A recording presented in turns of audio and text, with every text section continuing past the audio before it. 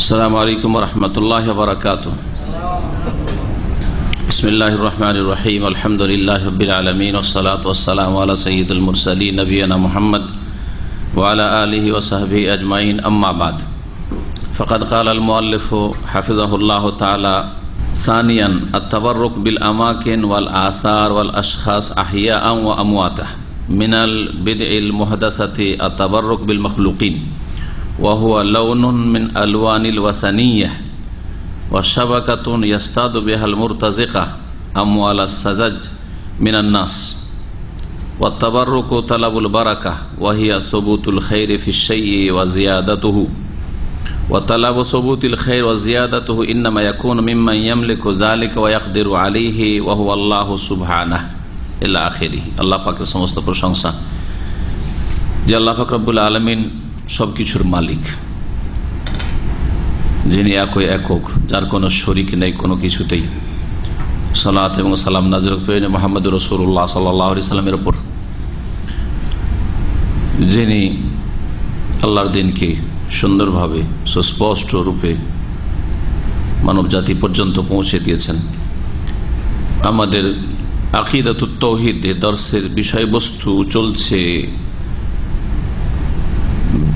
কতিপয় বিদাত বা উদাহরণস্বরূপ কিছু বিদাত। তার একটি এর আগে উল্লেখ করা হয়েছে মিলাদুন নবী অথবা অন্য কারো জন্ম বার্ষিকী পালন করা। দ্বিতীয় বিষয় থেকে আজকে শুরু হবে। বলছেন সানিয়ান, দ্বিতীয়ত মানে দ্বিতীয় রকমের বিদাত, তা হচ্ছে আত-তাবাররুক বিল আমাকিন, কোন জায়গা থেকে বরকত হাসিল করা। আমকেনাতুনের বহু বচন হচ্ছে আমাকিন, আর আমকেনা মাকানের বহু বচন। তো তাহলে ওয়াহিদ হচ্ছে মাকান, তার জমা হচ্ছে আমকেনা, আর জমার জমা হচ্ছে বহু বচনের বহু বচন হচ্ছে আমাকিন। আরবিতে এরকম হয় কোন কোন শব্দের ক্ষেত্রে। তো জায়গা সমূহ থেকে বরকত হাসিল করা, বিশেষ কোন জায়গা থেকে, যে এই জায়গাগুলিতে বরকত আছে, সুতরাং সেখান থেকে যে কোনো ভাবে হোক না কেন বরকত হাসিল করো। ওয়াল আসার, আসারের বহু বচন হচ্ছে আসার, কোন চিহ্ন থেকে, কোন লক্ষণ থেকে, বা কারো পরিত্যক্ত কোনো কিছু থেকে, এগুলি থেকে বরকত হাসিল করা। আসার মানে চিহ্ন, এখানে অমুক ব্যক্তি বসেছিল, এই জায়গায় শুয়েছিল, এই জায়গায় খাওয়া দাওয়া করেছিল, হ্যাঁ এই জায়গাতে এই ঘটনা ঘটেছিল, তো ওখানে ওই চিহ্ন বা লক্ষণ বা কিছু আছে পরিত্যক্ত, এই ধরনের জিনিস। অথবা তিনি কোনো কিছু ব্যবহার করেছেন, সে ব্যবহৃত জিনিস, উজু করেছেন, উজুর পানি ইত্যাদি, তার ধুথু ইত্যাদি ইত্যাদি। ওয়াল আশখাস, এবং কোনো ব্যক্তি থেকে বরকত হাসিল করা, যমক ব্যক্তি খুব বুজুর্গ ব্যক্তি, হ্যাঁ অলিউল্লাহ, সুতরাং তার হাত পা শরীর অঙ্গ প্রত্যঙ্গ এগুলি থেকে বরকত হাসিল করা। আহিয়া আমওয়াতা, জীবিত অবস্থায় হোক অথবা মৃত অবস্থায় ব্যক্তি থেকে বরকত হাসিল করা, কোনো জীবিত ব্যক্তির অথবা মৃত ব্যক্তি থেকে বরকত হাসিল করা।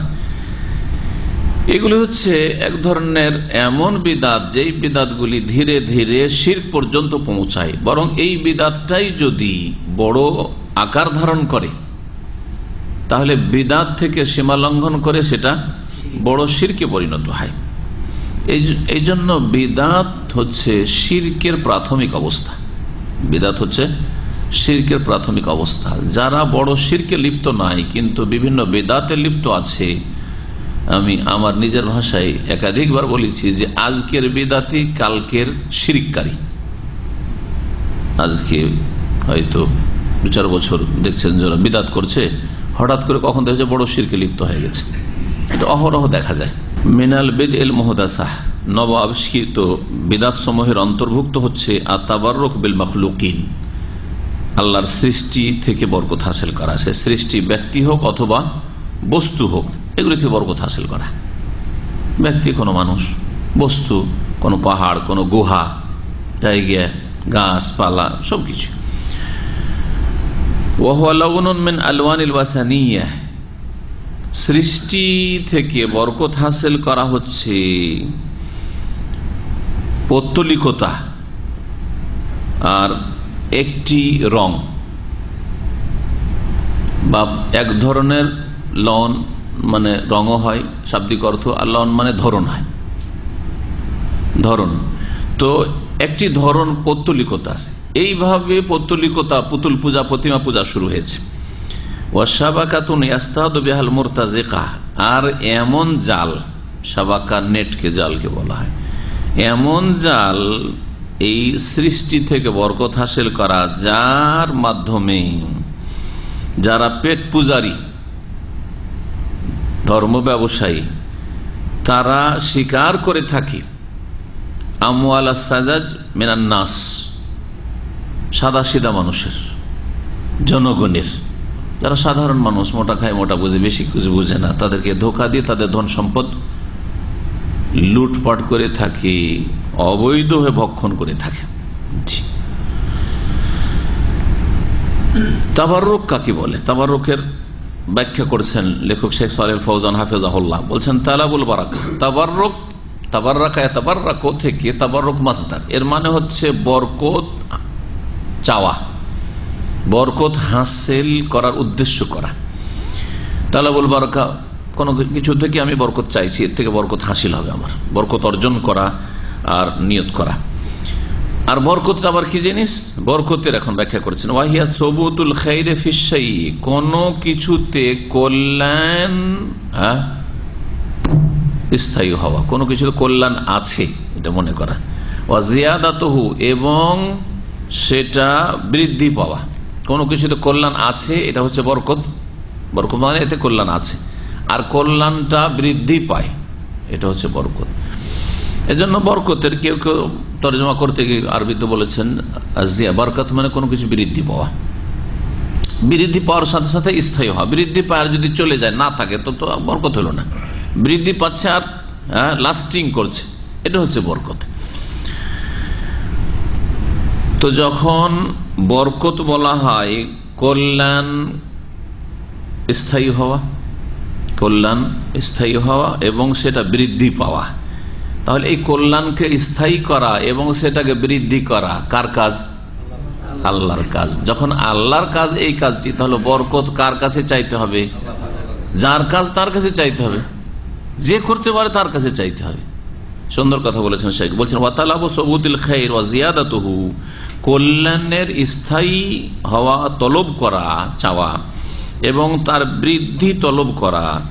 ইন্নামা ইয়াকুনু মিম্মা ইয়ামলিকু যালিকা, তার কাছ থেকে সেই চাওয়াটা হতে পারে যিনি এসবের মালিক, এবং ওয়ায়াকদিরু আলাইহি, যিনি এই সবের ওপর সক্ষম। ওয়া হুয়া আল্লাহু সুবহানাহু, তিনি আল্লাহ পাক রব্বুল আলামিন। ফাহুয়াল্লাযী ইউনাজ্জিলুল বারাকাহ, আল্লাহ সে সত্তা যিনি বরকত নামিয়ে থাকেন, ওয়ায়ুসবিতুহা, আর বরকতকে স্থায়ী করে থাকেন। আম্মাল মাখলুক, পক্ষান্তরে সৃষ্টি আল্লাহ পাকের, যে কোনো ব্যক্তি হোক না কেন, বস্তু হোক না কেন, ফাইন্নাহু লা ইয়াকদিরু আলা মানহিল বারাকা, বরকত দান করতে পারে না। ওয়া ইজাদিহার, বরকত সে জন্মাতেও পারে না, বরকত সৃষ্টিও করতে পারে না, আর বরকত দান করতেও পারে না। ওয়ালা আলা ইবকাইহা, বরকতকে স্থায়ী রাখতেও পারে না, অবশিষ্ট রাখতে পারেন না। ওয়া তাসবিতিহা, আর স্থায়ী রাখতেও পারে না, বরকতকে ধরে রাখবো এই ক্ষমতা আল্লাহ ছাড়া কোনো মানুষের নেই। তাহলে যখন কোনো মাখলুকের, কোনো সৃষ্টির বরকতকে স্থায়ী করা, বৃদ্ধি করা, ধরে রাখা, এসব ক্ষমতা তাদের নেই, তাহলে তাদের কাছ থেকে আশা করা বা চাওয়া এটা জায়েজ নয়। যিনি মালিক তার কাছ থেকে চাইতে হয়। ফাতাবাররুক বিল আমাকিন ওয়াল আসার ওয়াল আশখাস। সুতরাং এখন আসুন আসল হেডলাইনের দিকে, যে কোনো জায়গা থেকে বরকত হাসিল করা, জায়গার ক্ষমতায়, জায়গা আল্লাহর সৃষ্টি।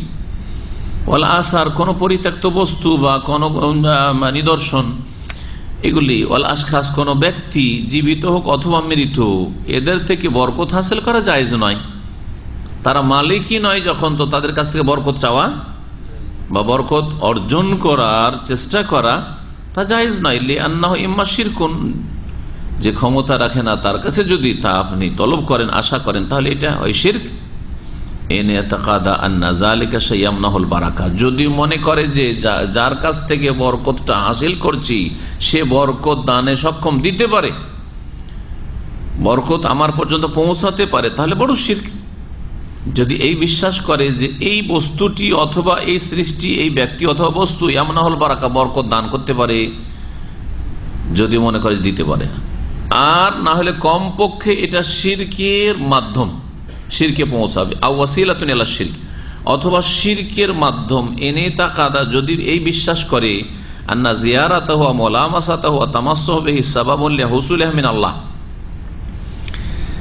যে এই বস্তু, যেই বস্তুতে বরকত হাসিল করছি, এই বস্তুর দর্শন করা, ভিজিট করা, অথবা এই বস্তুকে স্পর্শ করা, অথবা এই বস্তুতে হাত বোলানো, অথবা শরীরের সাথে লাগানো, এগুলি হচ্ছে আল্লাহর কাছ থেকে বরকত হাসিলের উপায়, মাধ্যম। যেটা মাধ্যম নয় সেটাকে মাধ্যম মনে করলাম। আমি শিরকে আসগার, যে নিয়মিত আকীদার দর্শগুলি হয়েছে, সেখানে শিরকে আসগারের একটি সংজ্ঞা হচ্ছে জালো সাবাবিন মা লাইসা বিসাবাব, এমন কিছুকে উপায় মনে করা, কারণ মনে করা, মাধ্যম মনে করা, যা মাধ্যম নয়, উপায় নাই। বোঝা গেছে? তাবিজ এখানে বাঁধলে শরীরের রোগ ভালো হয়ে যাবে, এটি কোরআন এবং হাদিসও মাধ্যম বলছে না যে এটা হচ্ছে এই সোর্সে রোগ ভালো হয়। হয় কোরআন হাদিস বলতে হবে আমি একজন মুসলিম হিসাবে, ওহি বলতে হবে, আর না হলে মেডিকেল সায়েন্স বলতে হবে একজন মানুষ হিসাবে, আমি মানুষের অভিজ্ঞতা, মেডিকেল সায়েন্সের অভিজ্ঞতা, যে টেস্ট করেছে তারা, সেটা মানতে পারি। কিন্তু সেটাও বলেন না, ডাক্তার কখনো বলবে না যে এখানে তাবিজ বাঁধা থাকলে শরীর রোগ ভালো হয়ে যায়। তাহলে পার্থিব দিক থেকেও সেটা মাধ্যম নয়, আর শরীয়তের দিক থেকেও মাধ্যম নয়। এমন কিছুকে মাধ্যম মনে করা শিফার, আরোগ্যের, এটা হচ্ছে কমের পক্ষে তাবিজ বাঁধা কি শিরকে আসগার, যেটা কাবিরা গুনাহ। জি হ্যাঁ। আর যদি মনে করে এই তাবিজই রক্ষা করবে, তখন বড় শিরক।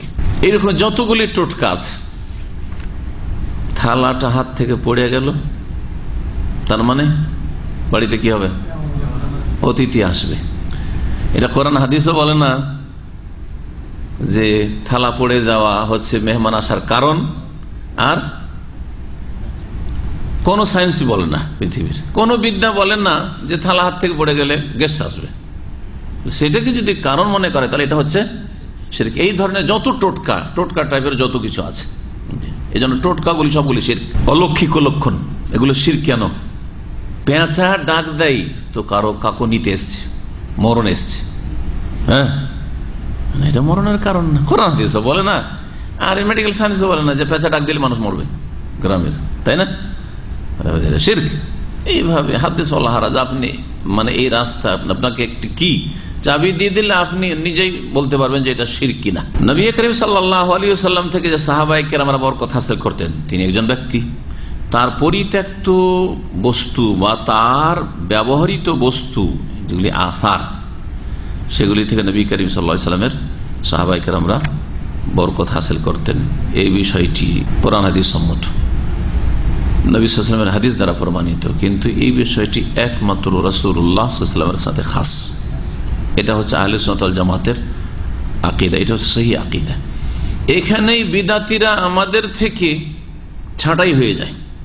বিদাতীরা বলে যে রাসূলুল্লাহ সাল্লাল্লাহু আলাইহি ওয়াসাল্লামের ওযুর পানি থেকে, রাসূলুল্লাহ থুথু থেকে, রাসূলুল্লাহ সাল্লাল্লাহু আলাইহি ওয়াসাল্লামের ব্যবহৃত কাপড় চোপড় থেকে, রাসূলুল্লাহ সাল্লাল্লাহু আলাইহি ওয়াসাল্লামের চুল মোবারক থেকে, ইত্যাদি ইত্যাদি, রাসূলুল্লাহ সাল্লাল্লাহু আলাইহি ওয়াসাল্লামের বাসনপত্র থেকে যেমন সাহাবায়ে কেরামরা বরকত হাসিল করেছেন, তেমন আমরা আমাদের হুজুরের, পীর সাহেবের, বুজুর্গের, ওলির, মুরব্বির ব্যবহৃত বস্তু বা যে জায়গাগুলোতে বসেছেন, উঠেছেন, মানে বাড়াইতে বাড়াইতে আর কি, এগুলি থেকে বরকত হাসিল করব। এইভাবে কবর, মাজার পূজা, ব্যক্তি পূজার রাস্তা প্রশস্ত হয়েছে বিদাতীদের কাছে। এখানে ছাঁটাই হয়ে যায় আহলে সুন্নাত ওয়াল জামাত থেকে বিদাতপন্থীরা। এই জন্য তারা হুজুরদের যদি হাত পায়ে চুমা না দিতে পারে, তো একটু কাপড়ও চুমা দিল, মনে করে যে একটু বরকত পেয়ে গেলাম।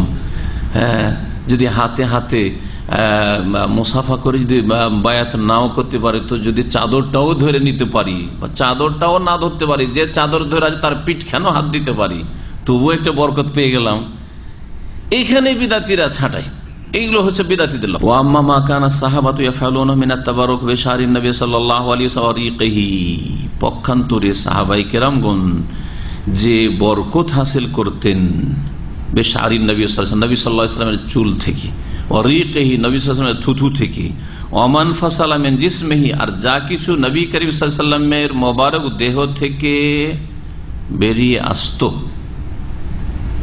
যেমন ঘাম বা পড়তো, যেমন উজুর পানি, খাসা এ হচ্ছে খাস কার সাথে, তার সাথে রাসূলুল্লাহ সাল্লাল্লাহু আলাইহি ওয়াসাল্লামের সাথে, কামা তাকাদ্দাম যেমন পূর্বে উল্লেখিত হয়েছে। 183 পৃষ্ঠা এই কিতাবের উল্লেখ করা হয়েছে। কি উল্লেখ করা হয়েছে?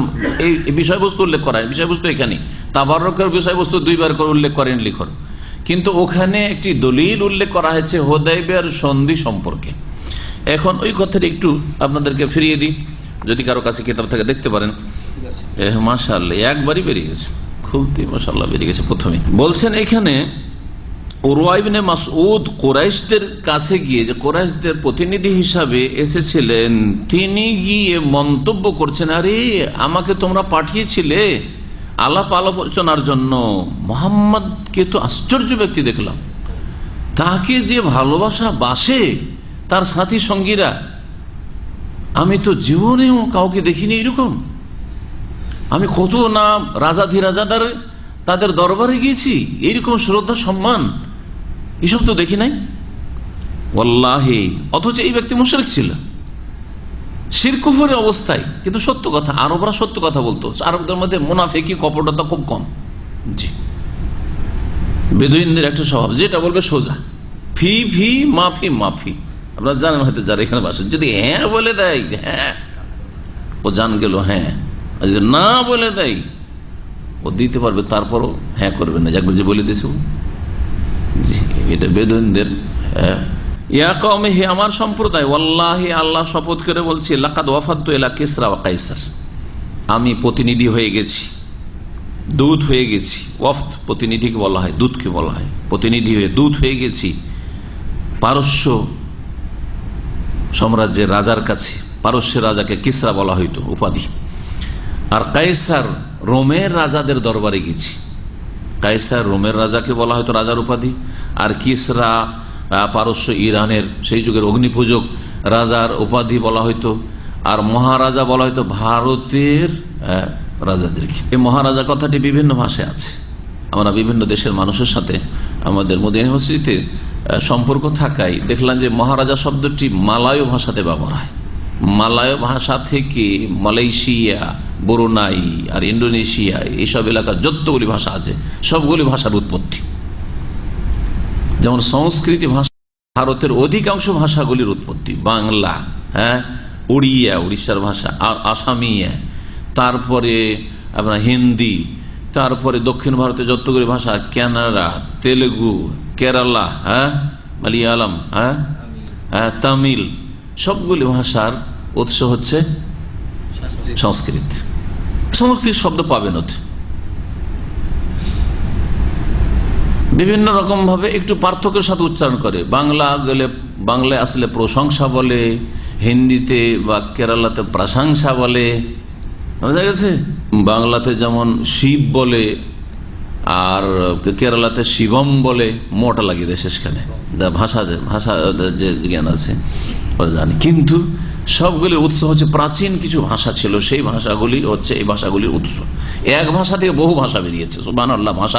ভাষাবিদ্যা সম্পর্কে আমাদের একটা সাবজেক্ট পড়ানো হয়েছিল এককালে, তারিখুল আদাবিল আরবি। তো আরবি ল্যাঙ্গুয়েজের ইতিহাস, হিস্ট্রি অফ আর্টস একটা সাবজেক্ট পড়ানো হয় ইউনিভার্সিটিতে, হয় না? প্রত্যেক ইউনিভার্সিটিতে হয়। তো যারা ওই সাহিত্য নিয়ে পড়াশোনা করে তার এই সাবজেক্টটি পড়ে, তো আমরা এককালে পড়েছিলাম। তো ওতে আরবি পড়তে গিয়ে বিভিন্ন ভাষার তাতে পড়া হয়েছে, যে বিভিন্ন ভাষাগুলি পৃথিবীর প্রথম প্রাচীন যুগে কোন কোন ভাষাগুলি ছিল। ল্যাটিন ভাষা, ওখান থেকে ইংলিশ, ফ্রান্স, আর যতগুলি জার্মান, আর আপনার যতগুলি স্প্যানিশ, যতগুলি ভাষা রয়েছে ওই সব ভাষা ধরেন। ল্যাটিন ভাষা থেকে, তারপরে সংস্কৃত ভাষা থেকে অনেক ভাষা বেরিয়েছে, মালয় ভাষা থেকে ও ভাষা বেরিয়েছে, যে তার আগে আরো পুরানো কিছু ভাষা ছিল।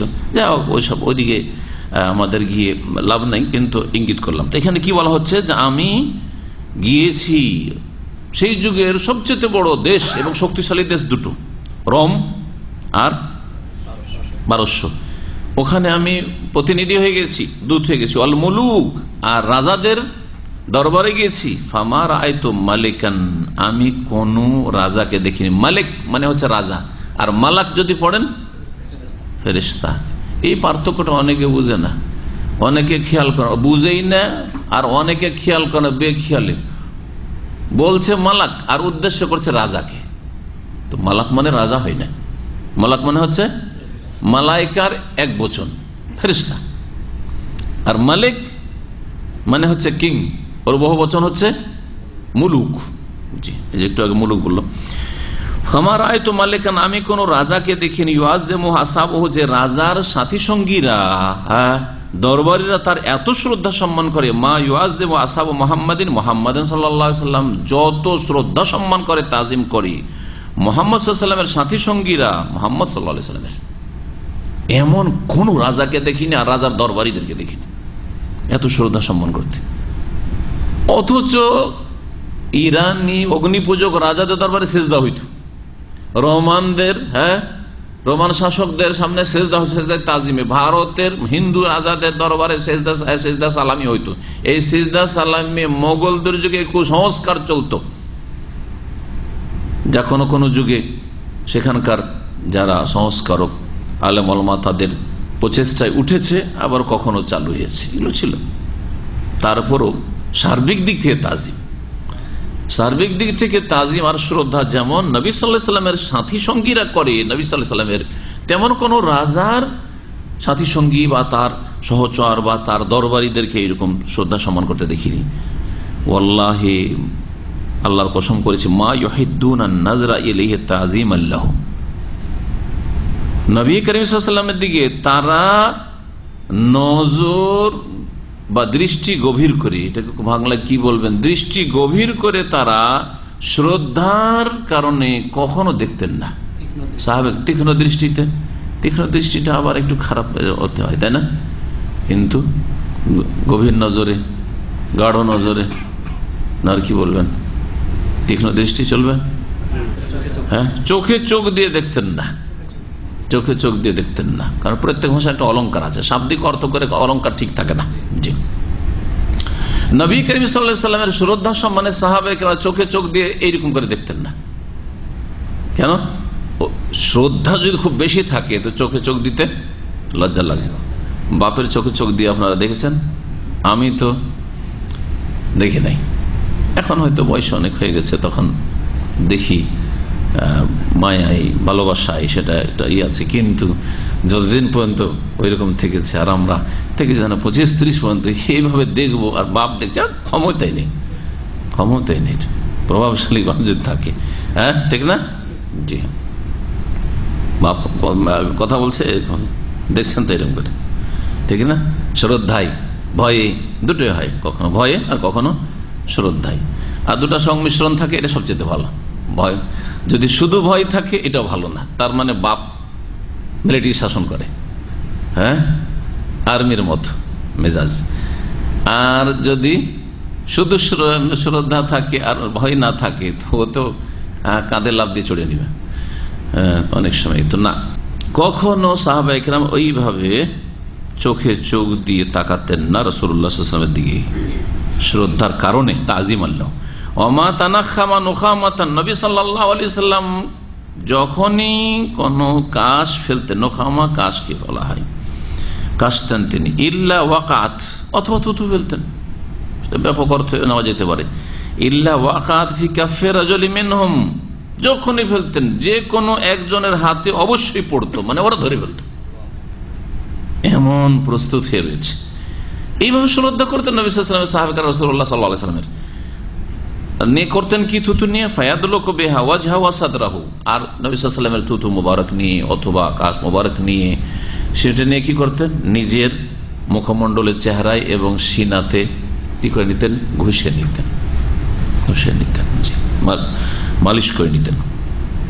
ওয়াইদা তাওয়াদ্দা, আর যখন নবী সাল্লাল্লাহু আলাইহি ওয়াসাল্লাম ওযু করতেন, কাদু ইয়াক্তাতিলুনা আলা ওযুহি, নবী সাল্লাল্লাহু আলাইহি ওয়াসাল্লামের ওযুর পানি নিয়ে মনে হইতো যে তারা লড়াই লিপ্ত হয়ে যাবে,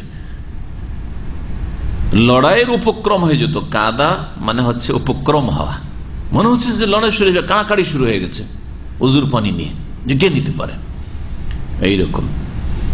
এটা রাসূলুল্লাহ সাল্লাল্লাহু আলাইহি ওয়াসাল্লামের সাথে খাস একমাত্র।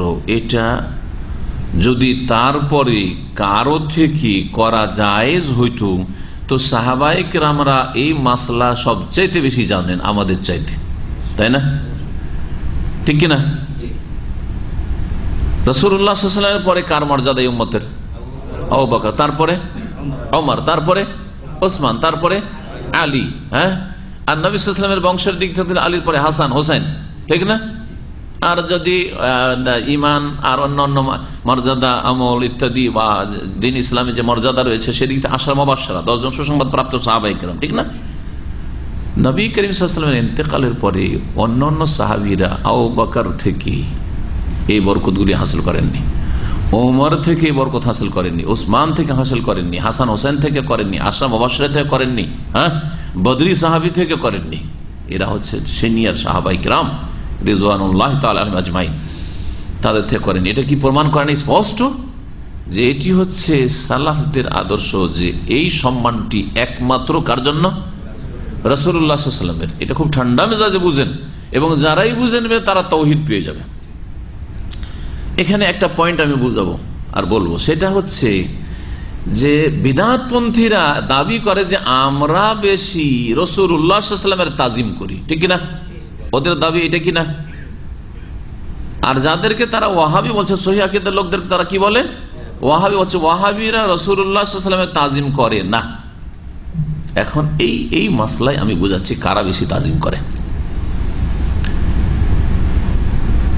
আমরা এই শ্রদ্ধা সম্মান একমাত্র রাসূলুল্লাহ সাল্লাল্লাহু আলাইহি ওয়াসাল্লামের উপযোগী, আর কেউ এই শ্রদ্ধা সম্মানের তাজিমের উপযুক্ত নন, এই বিশ্বাস রাখি। আমরা এই বৈশিষ্ট্য যে তার ওজুর পানি থেকে, তার থুতু থেকে, তার কাশ থেকে, তার চুল থেকে, তার ইত্যাদি ব্যবহৃত বস্তু থেকে, একমাত্র তার রাসূলুল্লাহ সাল্লাল্লাহু আলাইহি ওয়াসাল্লামের এই বস্তুগুলি থেকে আমরা বরকত হাসিল করব। তার জীবদ্দশায় সেটা চলে গেছেন, আর তো নেই। আমাদের কাছে কোনো বিশ্বস্ত সূত্র তো আসেনি যে এটা নবী সাল্লাল্লাহু আলাইহি সাল্লামের বর্তন পাত্র, নবী সাল্লাল্লাহু আলাইহি সাল্লাম এটা চুল। সুতরাং এইসব কথার উপর বিশ্বাস করা যাবে না, কারণ জালিয়াতি খুব চলেছে এতদিন পরে, কোনো প্রমাণ নেই। কিন্তু তখন যারা জানতো তাদের জন্য এই বরকতটা তারা একমাত্র রাসূলুল্লাহ সাল্লাল্লাহু আলাইহি ওয়াসাল্লামের সাথে খাস রেখেছেন। এই ইতিকাদটা, এই বিশ্বাসটা আমরা রাখি, যাদেরকে হ্যাঁ আমাদের বিদাতি ভাইরা ওয়াহাবি বলছে, ঠিক না? আর ওরা বলছে যে এই বরকত হাসিল করা রাসূলুল্লাহ সাল্লাল্লাহু আলাইহি ওয়াসাল্লাম থেকেও, সাহাবায়ে কেরাম থেকেও, আর তারপরে অন্যদের থেকেও, এমনকি আজকালকার জামানার বহু গুনাহগার বুজুর্গ থেকেও, আর নেককার হইলেও আজকালকার যুগের বুজুর্গ থেকে, ঠিক না? তাহলে এই বৈশিষ্ট্যে সবাইকে শরীক করে ওরা, আর আমরা এই বৈশিষ্ট্য, এই মর্যাদা একমাত্র রাসূলুল্লাহ সাল্লাল্লাহু আলাইহি ওয়াসাল্লামকে দিই। তো কারা বেশি তাজিম করলো? রাসূলুল্লাহ সাল্লাল্লাহু আলাইহি ওয়াসাল্লাম তাজিম কারা করলো? যাদেরকে ওয়াহাবি বলছে তারা করলো না? যে এই মর্যাদা একমাত্র কে পাবেন? রাসূলুল্লাহ সাল্লাল্লাহু আলাইহি ওয়াসাল্লাম। যদি আপনার মনে করেন যে এই চার একমাত্র আমাদের ওস্তাদের, আর কিছু লোক বলছেন না এই চার যে কেউ লোক বসতে পারে, আসেন বসেন, যে কেউ লোক বসতে পারে, কে বেশি সম্মান করে? তাহলে যে বলে যে এই চারটা একজনের, ঠিক না? এটা উদাহরণ দিয়ে বোঝাচ্ছি। এই চার আমার জন্য খাস না, আপনারা এসে বসতে পারেন, কিন্তু বোঝানোর জন্য বলছি কে বেশি সম্মান করে। আপনি একজন ওস্তাদের অফিসে গেলেন, আর গিয়ে অহরহ চেয়ারে বসে যাচ্ছেন, আরেকজন বলছেন না এখানে বসা উচিত না, কে বেশি সম্মান করে? উচিত নাই।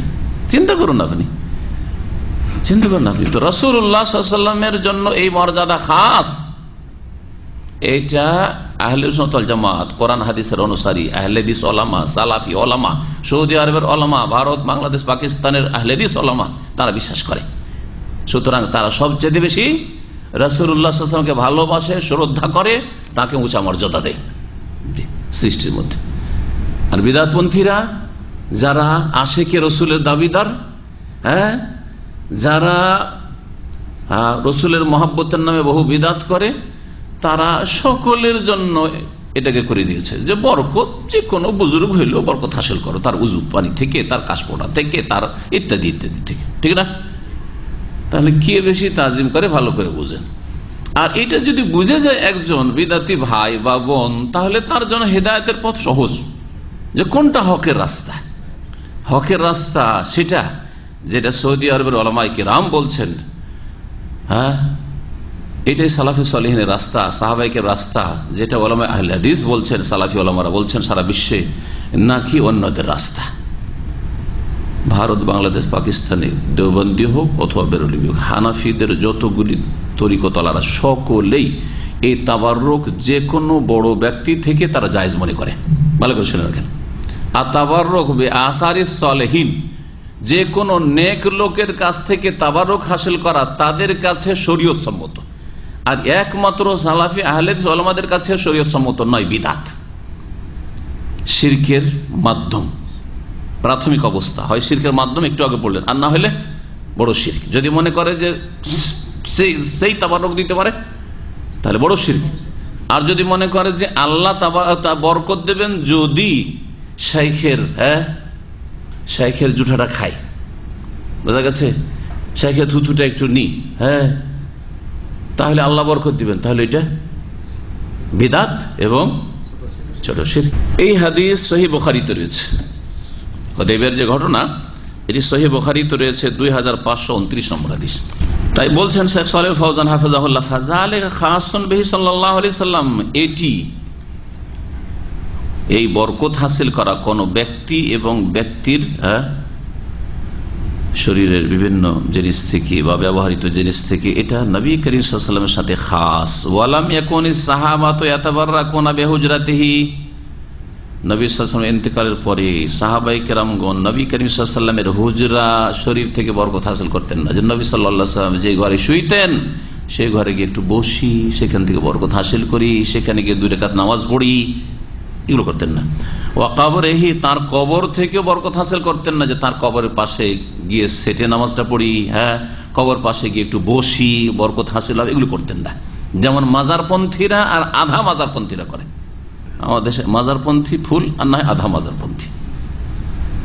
জি, যদি আপনি এই দৃশ্য দেখেন, আমাদের সাথী সঙ্গীরা আর আমাদের কিছু শিক্ষক ভারতের সবচেয়ে বড় মাদ্রাসা থেকে পড়ে এসছে, জি, তারা বলছে যে ফজর পরে যদি চলে যান তাদের খাস একটা কবরস্থান আছে দারুল উলুমের, বুঝছেন না? বুঝছেন দারুল উলুম কি?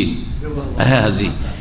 তো ভিড় ভাড়ের শেষ নেই, আর যখন পরীক্ষার সময় ঘনিয়ে আসবে তখন আরো ভিড় সেখানে, কারণ ওলিয়ারা শুয়ে আছেন, বোঝা গেছে। সুতরাং তাদের কবরের কাছে গেলে ওখান থেকে ফায়েজ আসবে, বরকত আসবে। তাহলে কবরের কাছ থেকে বরকত হাসিল করা, কবরের কাছে চাইছে না, কিন্তু ওখানে গেলে বরকত হাসিল হবে, বিপদ আপদে সুখে দুঃখে ওখানে যে হাজিরা দিই তাহলে বরকত হাসিল হবে। এই কাজ সাহাবায়ে কেরাম করতেন না বাদামতে, তার তিরোধানের পরে। ওয়ালা কানু ইয়াকসুদুন আল আমাকিন, আর না ওই জায়গাগুলির উদ্দেশ্য করতেন তারা, আল্লাতী সাল্লা ফিহা, যেই জায়গাগুলিতে নবী করিম সাল্লাল্লাহু আলাইহি ওয়াসাল্লাম সালাত আদায় করেছেন, এই জায়গায় যেহেতু নবী সাল্লাল্লাহু আলাইহি ওয়াসাল্লাম নামাজ পড়েছেন, সুতরাং ওখানে আমি গিয়ে নামাজটা পড়ি। এটা যদি তখন থেকে এই সিলসিলা চালু থাকতো তাহলে পরম্পরা আমরা আজ পর্যন্ত পেয়ে যেতাম। আর সবাই কি করতো, এই জায়গায় নবী নামাজ পড়েছেন, এই জায়গায় পড়েছেন, এই জায়গায় পড়েছেন, কি যে ধাক্কা ধাক্কি আর মারামারি আজকাল বিদআতের যুগে শুরু হয়ে যেত, তাই না? লাইন লেগে থাকতো সব। আও জালাসা ফিহা, অথবা সেখানে বসেছেন, অমুক জায়গায় নবী করিম সাল্লাল্লাহু আলাইহি ওয়াসাল্লাম বসেছেন, সুতরাং আমরাও গিয়ে কিছুক্ষণ বসবো। এই কাজ সাহাবায়ে কেরাম করতেন না।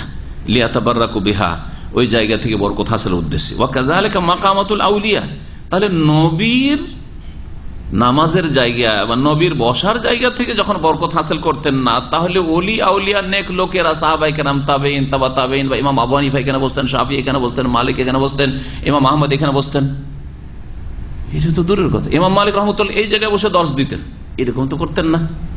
তারপরের তাবা তাবেঈনরা করতেন না। তো ভারত, বাংলাদেশ, পাকিস্তানে কেন হয় যে আমাদের বুজুগানের দিনেরা এখানে বসতেন? বুজুগানের দিনেরা এখানে প্রথমে ডালিম গাছের তলায় দর্শ শুরু করেছেন, ভিড় ভাড়ে শেষ থাকে না ওই ডালিম গাছের তলায় এখন। জি, ওয়াকাযালিকা মাকামাতুল আলিয়া, এইরকমই ওলি আউলিয়া ইস্তাদের স্থানগুলিতে মিম্বাবে আউলা, আরো চলবে না। যখন নবী করিম সাল্লাল্লাহু আলাইহি ওয়াসাল্লামের বসা যাওয়া নামাজের জায়গা থেকে বরকত হাসিল করেনি উদ্দেশ্য করে জানি সাহাবায়ে, তাহলে অন্যদের চলবে না। ওয়ালাম ইয়াকুন ইয়াতাবাররাকুনা বিল আশখাসিস সালিহিন, আর তারা নেক লোকদের থেকে বরকত হাসিল করতেন না, কাবি বাকরিন, যেমন আবু বকর, ওমর ওয়া গায়রিহিমা, অন্যান্যরা মিন আফাদিলিস সাহাবা, যারা সম্মানিত সাহাবা, জি, লাফিল হায়াতে, তাদের জীবদ্দশাও তো না, ওয়ালা বাদাল মওতি, আর তাদের ইন্তেকালের পরে না, ওয়ালাম ইয়াকুন ইয়াযহাবুন ইলা গারির। এইরকম আমাদের দেশে আছে যে অমুক জায়গায় এইসব স্মৃতি আছে, অমুকের স্মৃতি যাই, ওখানে বরকত হাসিল হয়। এমনকি রাসূলুল্লাহ সাল্লাল্লাহু আলাইহি সাল্লামের যেসব স্মৃতির জায়গায়, যেমন হীরা পাহাড়ের গুহা, সোর পাহাড়ের গুহা, এইগুলি তো সাহাবায়ে কেরামরা, তাবেঈরা কেউ যেতেন না। তাই নবী করিম সাল্লাল্লাহু আলাইহি সাল্লামের ব্যবহৃত জিনিসগুলো শুধু, এবং নবী সাল্লাল্লাহু আলাইহি সাল্লামের শরীর থেকে যেগুলো গাম, থুতু ইত্যাদি বা উজুর পানি পড়েছে, সেগুলি থেকে বরকত হাসিল করা আর প্রমাণ রয়েছে। কিন্তু নবী সাল্লাল্লাহু আলাইহি সাল্লাম যে জায়গাগুলিতে বসতেন, যে জায়গায় ইবাদতবন্দি করেছেন, যেই জায়গাতে তিনি আহত হয়েছেন, দাঁত শহীদ হয়েছে, চিহ্নিত করে রেখেছেন, সাহাবায়ে কেরামরা করেননি। এগুলো বিদআত। নবীর ক্ষেত্রে যদি বেদাত, অন্যদের ক্ষেত্রে প্রশ্নে ওঠে না। সুতরাং সাহাবায়ে কেরামগণ হীরা পাহাড়ের গুহায় যেতেন না, জাবালে নূরে যেতেন না। আজকে জাবালে নূরে যারা গিয়েছেন, দেখেছেন? কেউ গেছেন? জাবালে নূরে একবার গেছি, একবার করে সব দেখে এসেছি ছাত্র জীবনে।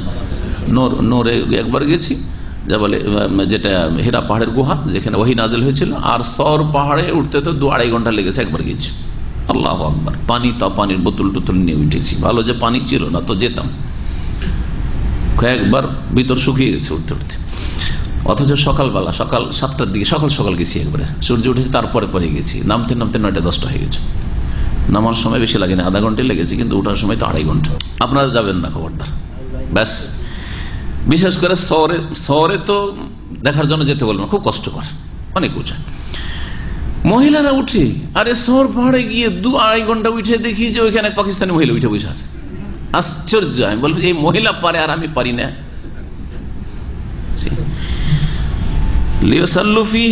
ওখানে সালাত আদায় করার জন্য যেতেন না, আউয়াদু, অথবা দোয়া করার জন্য যেতেন না। মজার কথা মনে পড়লো, দোয়া করার জন্য সাহাবায়ে কেরাম যেতেন না, কিন্তু হাটহাজারীর এক ছাত্র মদিনায় প্রথম বছরে পড়তো আমাদের সাথে। ওই যে এবার উঠতে যাই সওর পাহাড়ে, তো ও ছিল, নামটাও মনে আছে, সম্ভবত ইরফান বলে নাম ছিল। তো আল্লাহ হিদায়াত করে এদেরকে। হাটহাজারী তো বুঝতে পারছেন, বাংলাদেশের দেওবন্দ। জি হ্যাঁ। তো সেখানকার পড়া, ওরা 2-3টে ছিল ওই দেওবন্দি কওমি, আর আমরা কিছু ছিলাম, 2-একটা আহলে হাদিস ছিলাম। আর মক্কার আমাদের নেতৃত্বে ছিল গাইড করার জন্য মক্কায় চিটাগাংয়ের এক ভাই, আমার ক্লাসমেট, কিন্তু ও ওই দিকেরই। হ্যাঁ, ওখানে ওর বাপ মা সব চলে এসছে একবার, সবকিছু ওখানে পরিত্যাগ করে এখানেই থাকবো, এখানে মরো বলে বাপ মা এখানে মারা গেছে।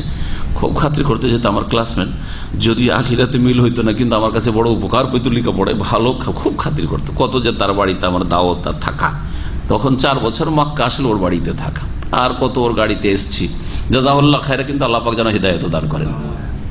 এখন পর্যন্ত মহব্বত থেকেই গেছে পুরো পুরুষের বুজুর্গানে দিনের। আর যদি জায়েজ মহব্বত হইতো, তো আমারও জায়েজ মহব্বত মুসলিমদের সাথে আছে, কিন্তু নাজায়েজ মহব্বত মানে হকের ওপর প্রাধান্য দেওয়া তাদের তরিকাকে, এটা হচ্ছে নাজায়েজ মহব্বত। ও ছিল আমাদের নেতৃত্বে, ওরই গাড়ি গেলাম। ওখানে গিয়ে আমরা পেছন দিকে আছি, ও আগে ভাগে উঠে গেছে। কারণ আবেগে, যার যত বিদাত থেকে ও বেশি কিন্তু আবেগে উঠে, ও তাড়াতাড়ি পারে এই কাজগুলি করতে। দেখেন, আবেগে যারা যাচ্ছে, বিদাতপন্থী লোক একদিনে 5টা উমরা করে নিতে পারছে না?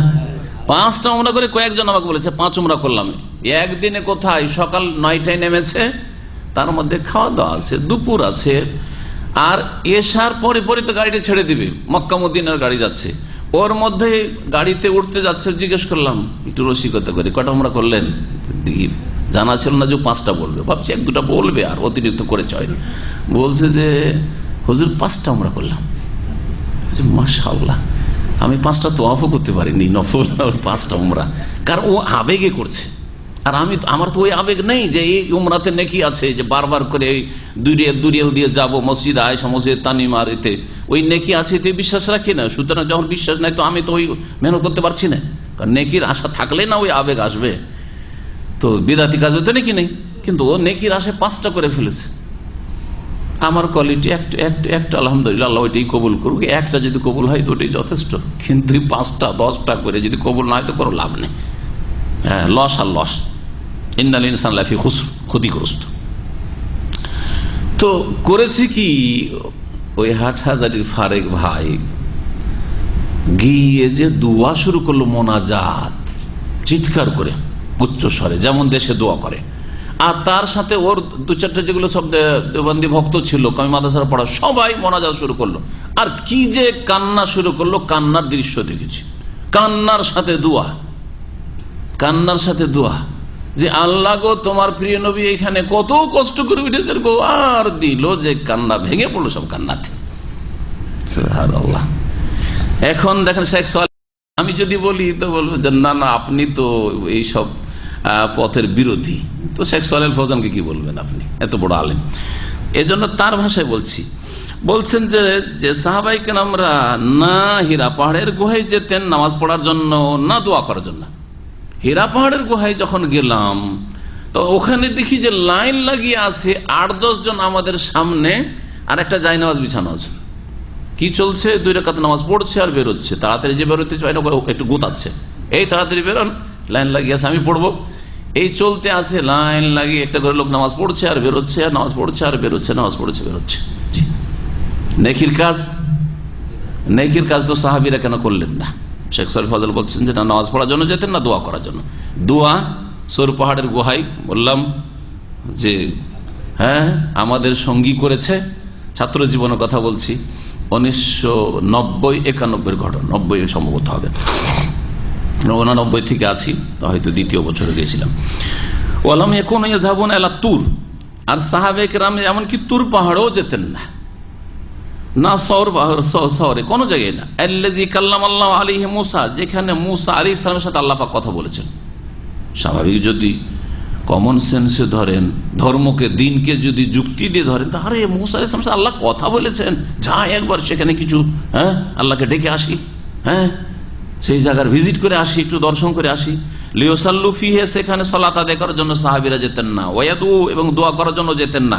আও ইলা গায়রি হাযিহিল আমকিনা মিনাল জিবাল, এই সব জায়গা ছাড়া অন্য কোন পাহাড়েও যেতেন না, যেমন সৌর পাহাড়ে। আল্লাতী ক্বালু ইন্না ফিহা মাকামাতিল আম্বিয়া, যে সব পাহাড় পর্বত সম্পর্কে অথবা স্থান সম্পর্কে বলা হয়ে থাকে, কথিত আছে যে এগুলি হচ্ছে নবীগণের স্থান, নবীরা এখানে বসেছেন, নামাজ পড়েছেন, বসবাস করেছেন ইত্যাদি। আও গায়রি, বা অন্যান্য ওলি আউলিয়া, এখানে খাজা বাবা মঈনুদ্দিন চিশতি বসতেন, এখানে আব্দুল কাদের জিলানী বসতেন, এখানে শাহজালাল বসতেন, এসব নেই আসলে, কিন্তু লোকেরা বানিয়ে ফেলেছে।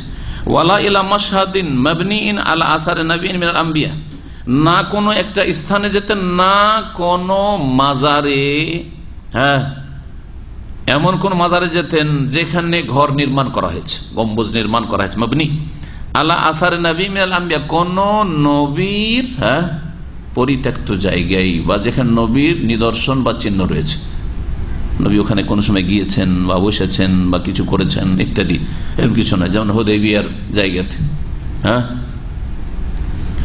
বদরে যেই জায়গায় নবী করিম সাল্লাল্লাহু আলাইহি ওয়াসাল্লাম দোয়া করছিলেন, খন্দকের সময় যেই জায়গায় দোয়া করছিলেন ইত্যাদি, এগুলো করেননি নবী করিম সাল্লাল্লাহু আলাইহি ওয়াসাল্লাম, সাহাবায়ে কেরামরা। ওয়াইজান ফাইনাল মাকান আল্লাযী কানা নবী সাল্লাল্লাহু ফিহি বিল মাদিনা আন-নবী দায়মান লাম ইয়াকুন আহাদু মিনাস সালাফ ইয়াস্তালিমুহু ওয়া লা ইউকাব্বিলুহু। তারপরে আরেকটি তাবারুক হাসিল করা হচ্ছে বসা দেওয়া, চুমা দেওয়া, যেটাকে মোবারক মনে করে ওটা কি করে, চুমা দিয়ে থাকে, তারপরে ছুঁয়ে থাকে, তারপরে ছুয়াটার পরে শরীরে হাত বুলায়, হাত ফিরায়, অথবা জড়িয়ে ধরে, এগুলো করে না, করে না বিভিন্ন জায়গায়, যেসব জায়গাগুলিকে বরকতের মনে করে। আজকাল তো দেখা যায় যে মানুষ এত আবেগে আসে বিদআতপন্থীরা, আর এগুলো বহু দেখেছি মক্কা মদিনাতে এসে প্রথমখানে দিল দৌড় দিয়ে মসজিদে হারামে ঢুকতে, যে 1 নম্বর গেট ধরেন, 1 নম্বর গেটে অথবা কিং ফাহাদ গেটে প্রথম যে গেটটা আছে ওখানে গিয়ে গেটটাকে ধরে নিল জড়িয়ে, এই শুরু করলো। আর ছেলেদের একটু হাত ফিরাচ্ছে, আর ছেলেদের গায়ে হাত ফিরাচ্ছে বরকতের জন্য, এসব করে। 1 বছর ডিউটি করেছিলাম, 4 বছরের মধ্যে মসজিদে নববীতে। তো এক মহিলা দৌড় দিয়ে আসছে, খুব ছুটে আসছে, দাঁড়িয়ে আছে, ডিউটিতে দাঁড়িয়ে থাকতে হয় কারণ ওগুলোকে নিষেধ করতে হয় যেহেতু শিরক বিদআতি কাজ থেকে। এক মহিলা দৌড় দিয়ে আসে, মসজিদে নববী তখন নতুন নতুন তৈরি হয়েছিল, গেটগুলো একবার নতুন নতুন, কিং ফাহাদ গেট, ওইদিকে নতুন নতুন গেটগুলো তৈরি হয়েছিল, আর স্বর্ণের মতো লাগছে, যে তামা পিতল লাগানো আছে সেগুলো। তো এসে একেবারে জড়িয়ে ধরেছে মহিলা, আর চুমা, এবার চুমা দিচ্ছে। তা আমি ওকে গিয়ে বলছি যে খালা এই কাজ করতে নেই, ভালোবাসে বলছি, উর্দু বলছি এই কাজ করতে নেই। আর তো রেগেছে আমার ওপর, बोलছি ये नहीं करना, वो नहीं करना, ये नहीं करना, वो नहीं करना, कुछ भी नहीं करना, तो इतना पैसा खर्च करके क्यों हम आए। আমাকে তো একটু চমকেলো, ধমকেলো, এত টাকা খরচ করে এসেছে, এটা চলবে না, ওইটা নয়, এটা চলবে না।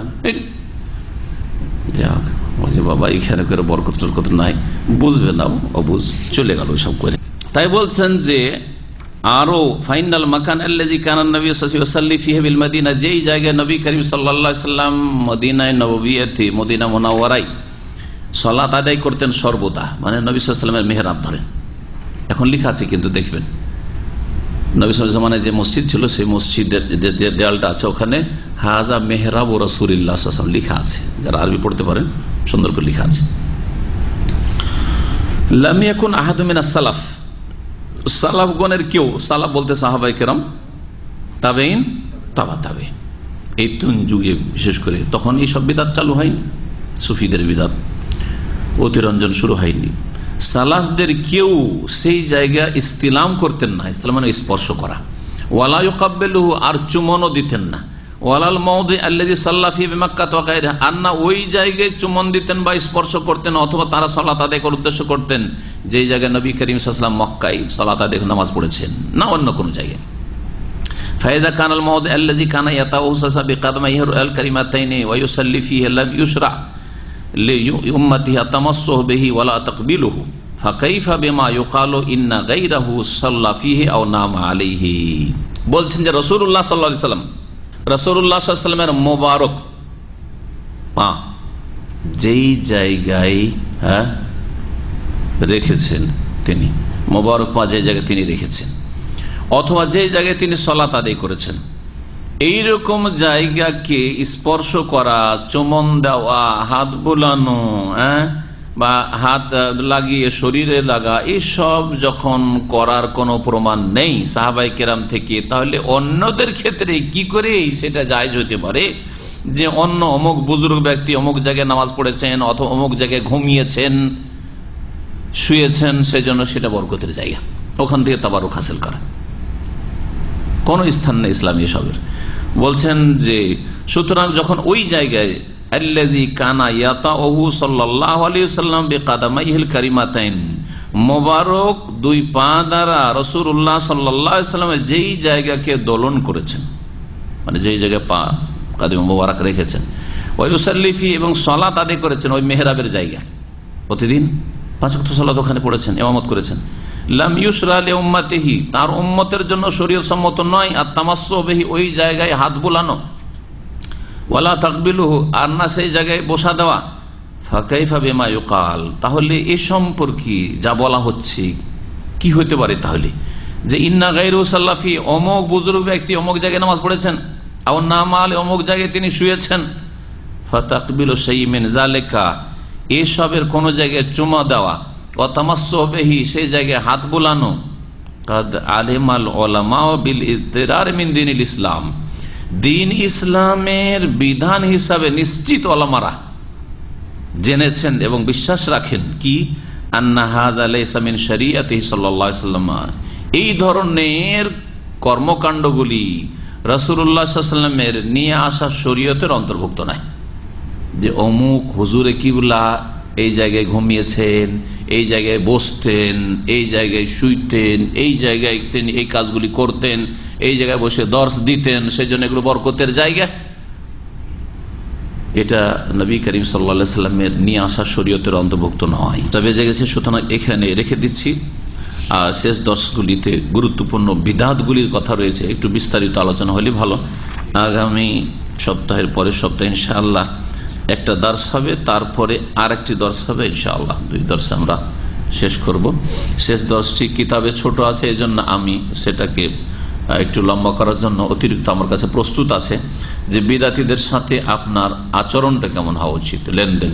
বিদাতী 2 শ্রেণীর, শিক্ষিত বিদাতী, অশিক্ষিত বিদাতী, মানে মাদ্রাসা পড়া হুজুর বিদাতী আর জনগণ বিদাতী একই রকমের নাই, একই লাঠি দিয়ে দুটাকে তাড়াবেন না, একই রকম আচরণ করবেন না, দুটোর সাথে আচরণে পার্থক্য রয়েছে। একজন সাধারণ বিদাতির লোক যদি কথা বলে তার সাথে কথা বলবেন আলাদা, তার সাথে আচরণ করবে আলাদা। কিন্তু আরেকজন যদি মোল্লা টাইপের বিদাতি, যে বহু লোককে বিভ্রান্ত করছে, তাকে আসেন বসেন আর খাতির করা, বাড়িতে আসেন না, কখনো না। পার্থক্য আছে, এতে বিভ্রান্ত হয়ে যাবে। একটা বিদাতি যে অনেক লোককে গুমরা করছে, নিয়ে এসে যদি এখানে বসিয়ে দিই, হ্যাঁ আসেন বসেন শ্রদ্ধা করি, তাহলে এতে লোকেরা ধোঁকা খেয়ে যাবে, ঠিক না? কিন্তু একটা সাধারণ মানুষ যদি বিদাত করে, তার সাথে কথা বলা এবং নম্র ভাষায় কথা বলা, যে একে হেদায়েত করে, কারণ এর অন্তরে অত বক্রতা নেই, এর দ্বারা অনেক লোক গুমরা হয় না, এই বেচারা নিজে বিভ্রান্ত হয়ে আছে, সঠিক জিনিসটা বুঝতে পারেনি। সুতরাং তার সম্পর্কে দয়াশীল হওয়া এবং তার হিতাকাঙ্ক্ষী হওয়া, এটা অত্যন্ত জরুরি, বোঝা গেছে? কিন্তু যেই ব্যক্তি গুমরাহ করছে না, তার সাথে কঠোর আচরণ হইতে হবে। কঠোর আচরণটা করে লাভ হবে কিনা ওইটা আবার দেখতে হবে। কঠোর আচরণটা কখন করবেন, কখন করবেন না। আপনি কি ওই সমাজে দুর্বল না সবল?